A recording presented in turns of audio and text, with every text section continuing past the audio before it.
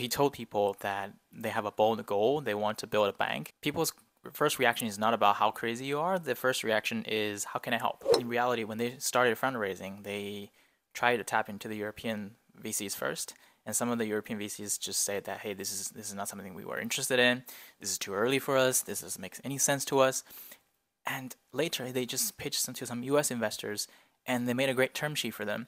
And the exact same group of European VC came back to them and argued with those US VCs for a better valuation because they feel like they're missing out.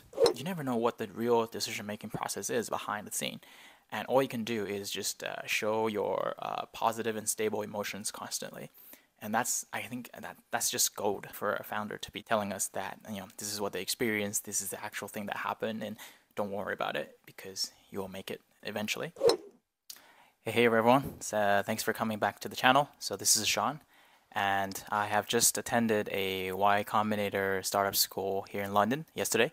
It was very lucky that we got to meet Paul Graham, Tom Blomfield, as well as Gustaf and some YC founders. And we also had a guest from Deliveroo. He's the founder and CEO, Will, from Deliveroo. So there's lots and lots of takeaways, and I summarized them into 10 of the top takeaways I had. So hope you enjoy. The first one was that it's very interesting that there was one question when Will and Tom were having a panel discussion, and when they opened up for questions, there was one lady who mentioned Deliveroo offered her a job for about £40,000 per year, but she argued for 75,000, and eventually she didn't get what she wanted, so she moved to a different job. And I think Will was being very funny responding to her question as well. But that leads to my first point, which is I think for a lot of founders who perhaps they consider going to San Francisco to raise capital, either through YC or through some other VCs, it actually could be a very wise choice if you decide to be based here in the UK or in Europe, because technically the salary level is like half of the Bay Area, right? So I'm not saying that like the runway is the only thing you should consider, because a lot of the discussion that we had is that the Bay Area has the highest concentration of talents in technology, software development, or hardware, all sorts of industries that you can meet the best people. But if you're based in Europe, or if you've already been to San Francisco, that's also something that PG recommended. You can be based in anywhere that you stay closest to your talents and your customers. But being based in Europe, your runway is just going to be doubling than your YC batchmates, right? So the second thing is it's very interesting how you surround yourself with people around you, that they might affect how you turn out to be. And what I mean by that is that there was a lot of criticism about McKinsey and Goldman in this entire startup school event, especially Tom. Tom mentioned that he got a job from McKinsey after Oxford, and he was just about 10 days to join McKinsey, and he got an offer from Y Combinator, right? And then there were 3 of them who just decided to go. What turned out to be is that a lot of his family members didn't really understand him and thought that, hey, this is the biggest mistake you're going to make in your entire life. You're going to disrupt your career and stuff like that. Because in the UK, a lot of people would consider McKinsey, Goldman as the best job, the best prestigious option you would have. Even if you're a founder, there's not as many sort of role models back then, I guess, around Tom. And then he just decided that, hey, this is not the right thing for me. So he went to YC, he built called Cartless. And it's really interesting that when he actually went to YC, he realized that the people he was surrounded with are completely different. Previously, before he joined YC, the startup building behavior is kind of act play, to quote him, because there was no role model. There's nobody who can guide them. Most people think they're doing the wrong thing. Most people tell them to stop. You're not going to build another bank. But he said that when he moved to the US, when he moved to the Bay Area, if he told people that they have a bold goal, they want to build a bank, people's first reaction is not about how crazy you are. The first reaction is, how can I help? Which is a very big cultural difference. And I think that's one of the main reasons why these folks want to bring the YC and San Francisco vibe to London, because they believe that there are quite a talents here. In fact, in the stadium, we had about 1,200 people attending the event, and those people, including myself, as I mentioned, they selected out of perhaps 6,000, 7,000 applicants. So there are quite a lot of people who want to build startup, who are interested in it. Yeah, in my opinion, it's important to surround yourself with the building group, because that would truly affect what you're going to do in the next 5 to 10 years. So the third takeaway is about having a very strong opinion about what you and your customers really want. right? And there's this YC alumni founder. They built Post Hoc, which is a developer-facing tool. They mentioned one thing that really struck me, which is that they say that their customers really love memes because most of their customers are developers. They need to use some developer tools to monitor their analytics, development process.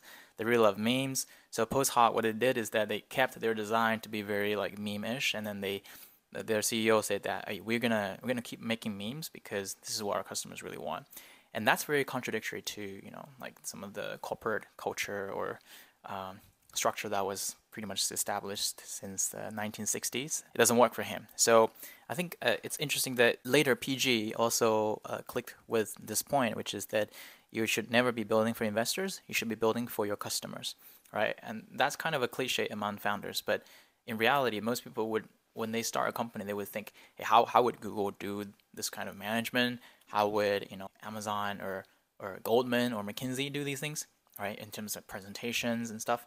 But in reality, it really depends on who you're building for. If you're building for a bunch of developers who hate presentations, why do you emphasize about slides? You should just let them be creative and let them be fun.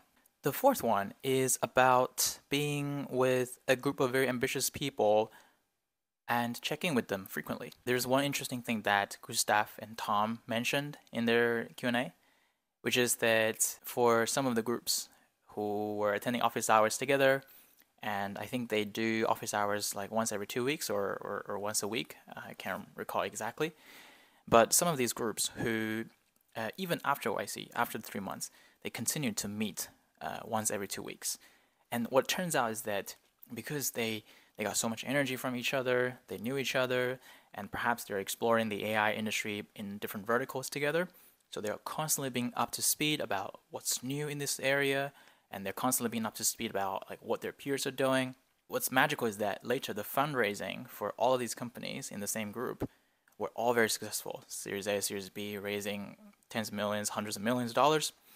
And this kind of peer support system, which is going to unleash so much power and potential among founders, is the actual true value of joining any incubator or accelerator programs, in my opinion, because you're part of this community where everyone's crazy enough to do something that is abnormal elsewhere, but because they're in YC, they're in these other incubators. In my opinion, at Antler Entrepreneur First, we experienced something very similar. You get to feel that peers are also working super hard, and you check in with each other, you help each other. That is incredibly helpful for anybody who perhaps don't have all the kind of resources, the ideal resources that you can have in tech to continue to keep making progress, because that's just inspirational at during the high points and low points. The fifth one is about fundraising. This is an anecdote shared by the founder of Human Loop. They mentioned that once you're in this very fast track of fundraising, every 20 minutes or every 30 minutes, you're going to hop on a different call. And during that period, emotion management is super important, because you could experience like a complete asshole in this current 30-minute, where this investor would be sitting in a yacht or in the middle of nowhere on an island, and during the 30-minute call, he's not even looking at you. He's probably reading something else. And at the end, he just showed zero interest.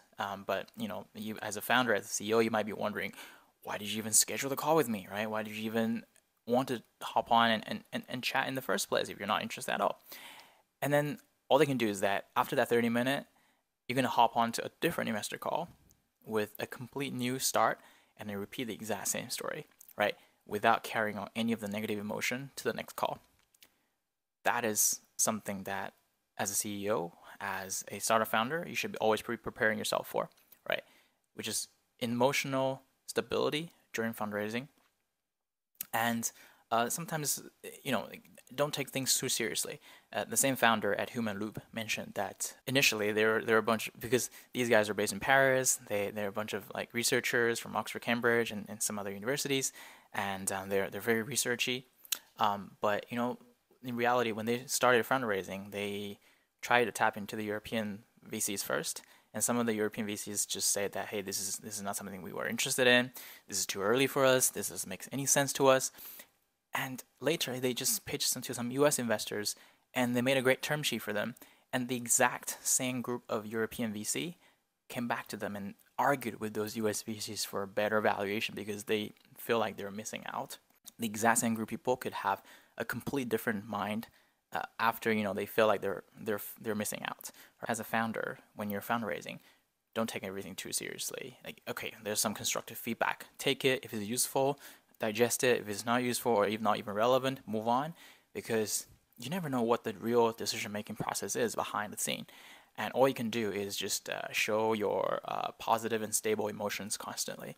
And I think that's just gold. That's just golden for a founder to be telling us that this is what they experienced, this is the actual thing that happened, and don't worry about it because you will make it eventually. The sixth point is about hardware. There was another YC alum who came, the founder of Seabound, Alicia, and she was having a panel discussion with Gustaf, the group partner. Basically, they mentioned one thing, that hardware is very difficult. Sometimes it's very hard to imagine how you're gonna, even put the product out there in front of investors before you fundraise, because it might take a lot of time for manufacture, it might take a lot of time for shipping, for logistics, right? And for them, they mentioned that at the demo day, many of the time people were just asking repeatedly about one thing, which is how are you gonna get people to pay for this, right? Because it takes time for them to manufacture, it takes time for them to do everything.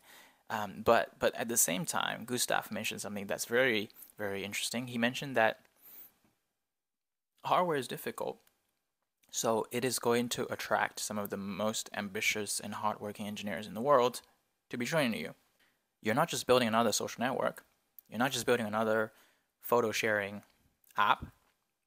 You're perhaps building something that's going to change the climate. Right, and this founder Seabound, they're trying to detect, I believe, carbon dioxide emission or green energy usage for shipping industry, for the port industry, which could encourage a lot of mechanical engineers and environment engineers to join, because you raised a few $1 million from YC at demo day. You're well branded, you're very ambitious, and oftentimes most software companies don't provide these opportunities. So you're going to attract the best people in this area, and also there's less competition. So hardware is very difficult, but it can be very wild and interesting to work in. Number 7 is defensibility. This was a topic brought up from a Q&A session. One of my good friends asked this question about defensibility because, to be honest, we heard a lot of these questions from investors. Well, how can your business be defensible? And Tom from Monzo just said one thing. He said that most businesses aren't defensible at all. At the end of the day, it's about the hard work that you put into it, right? And I super agree with that, because if you look at software development process today, it doesn't make any sense to think that any software has a defensible feature from day one, unless they're locked in a super large number of users who are just so sticky to it. Otherwise, to be honest, if I take a look at most of the software's workflow, I could probably replicate it just by speaking English in a few hours or in a day or two, depends on the scale, right? So I think Tom hit the really interesting point that if someone taps into a really good idea and just keep shipping, keep executing on it, then your defensibility is basically your hard work. Because he's also mentioned that even 10 years ago, 5 to 10 years ago, building a bank, is this that hard? No, because there's a process to getting a banking license. There's a process to start a digital bank. They just put in the hard work, and they made it work, and they didn't give up.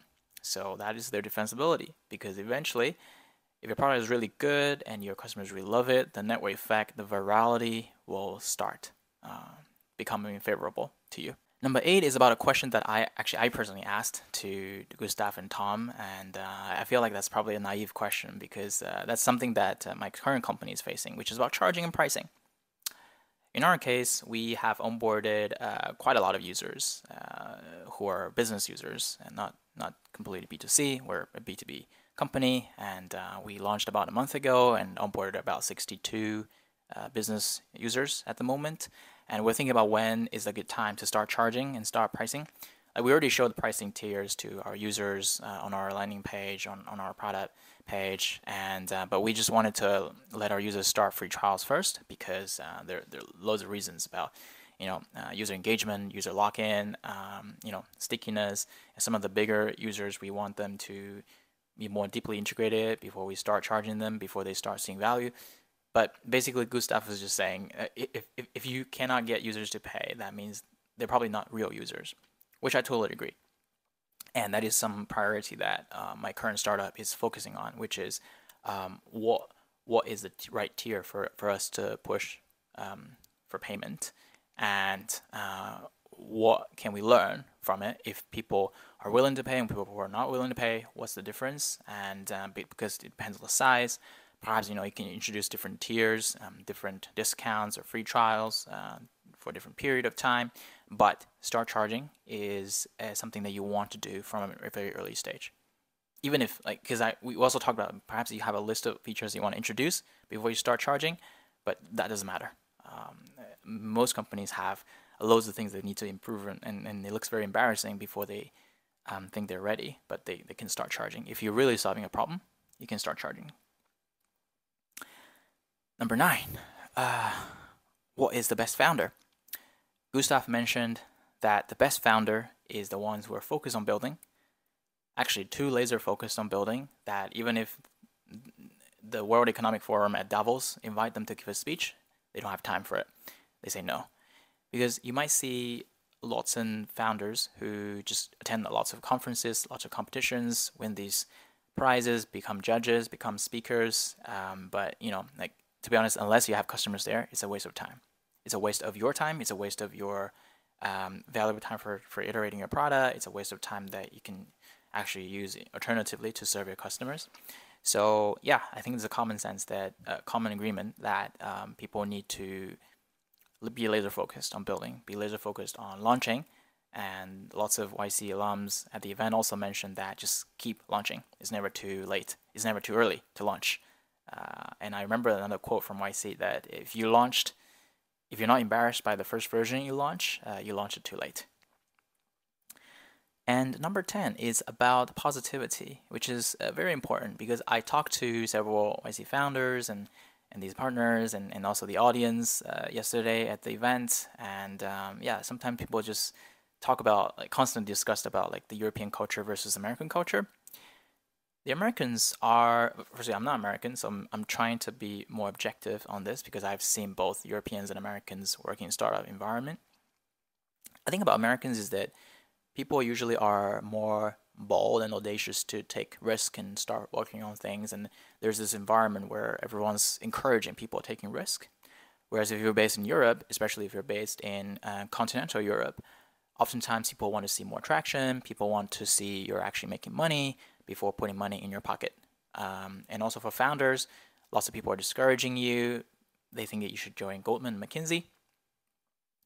But in my opinion, negativity and positivity, they both would exist.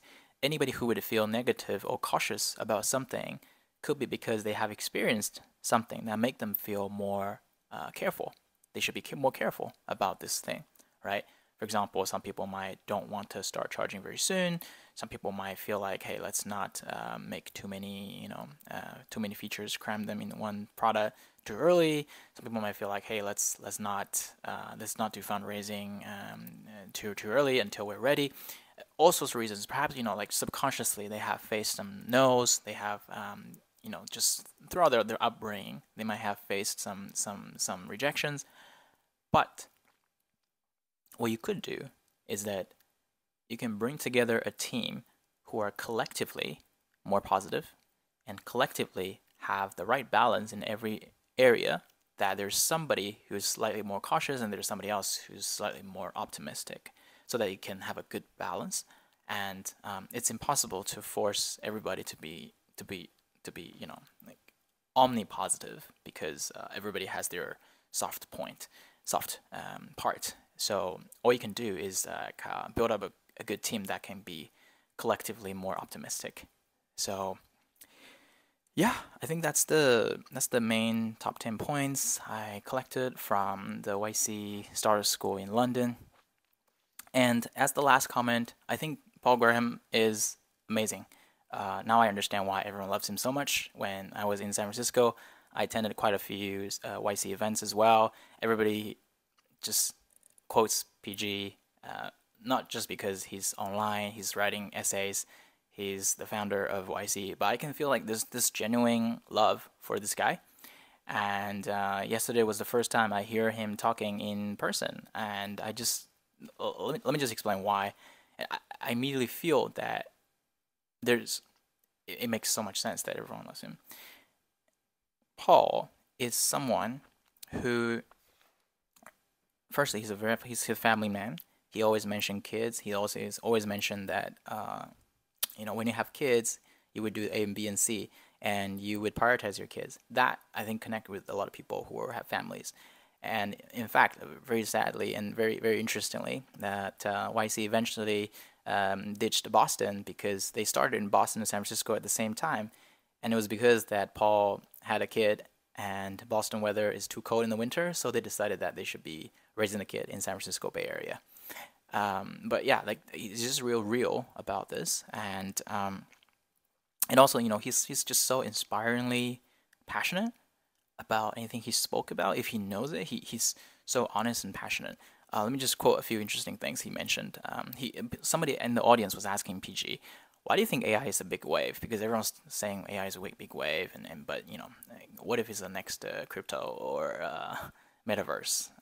And PG didn't even think. PG said because it's already showing so much value. It's already showing so much value. He barely uses Google search. He mostly uses ChatGPT and some AI search. And unless there's some weird question that he knows Google can do better, otherwise he would just use AI.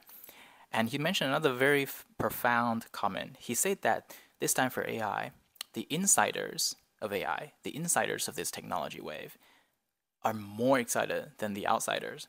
Because if you walk on the street and talk to anybody, or if you work in a very large company, you talk to your colleague who is not technical, they'll be like, yeah, I use ChatGPT to write emails, but it's not that good, and yada, yada, yada.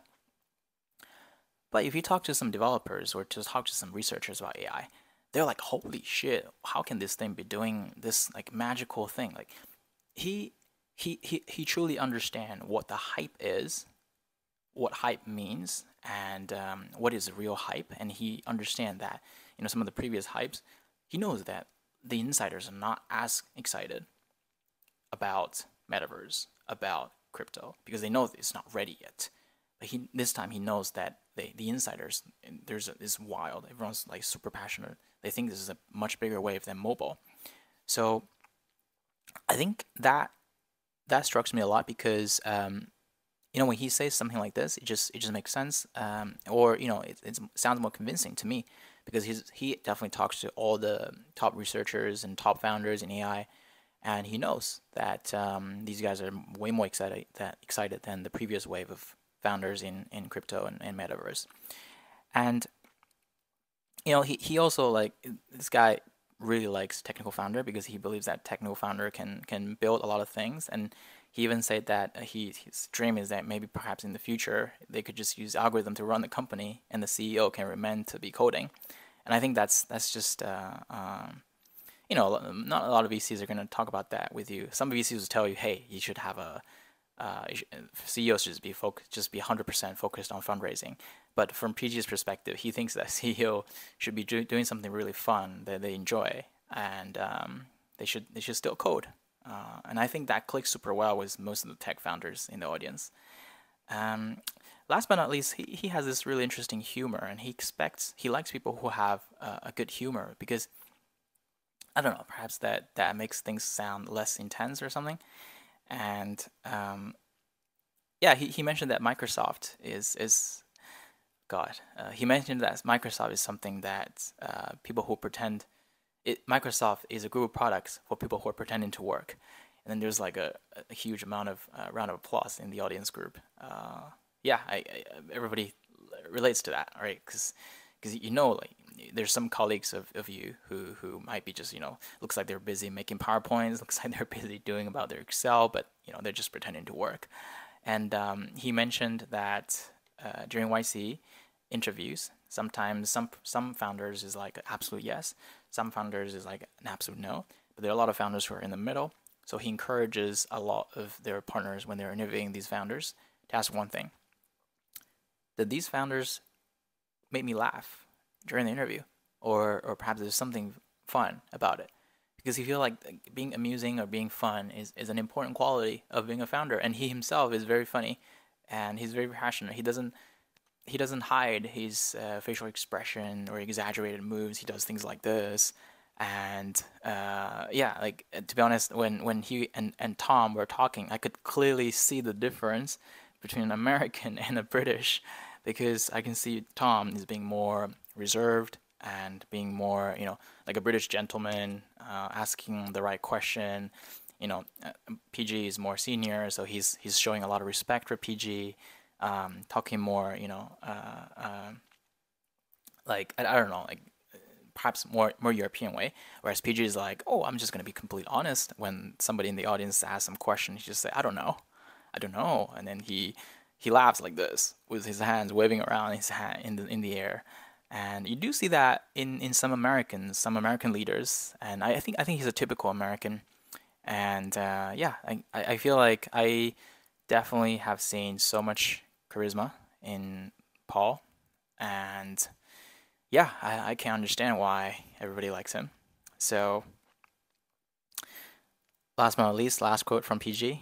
Um, he said that the most important thing is not what the investors think about your product, is what the customers think about your product. And he just encouraged everyone to jump in this greatest wave of tech change ever. So yeah, as you can see, I am incredibly energized and inspired by these people, and I really appreciate that they're trying to bring this vibe of San Francisco to London. I think they also went to Stockholm, Oxford, Cambridge, some other European cities. I think yeah, for founders, it's really important to get these inspiring role models around you, and have the motivation and feel like you're not alone. So yeah, let me know what you think. This is a great session. Um, Happy to chat more about this. And if Tom, PG, Gustaf, or Will, or any of the other YC alum founders you're watching this, let me know what you think. Let me know if I captured the main points of you. Happy to discuss. Cheers. Thanks.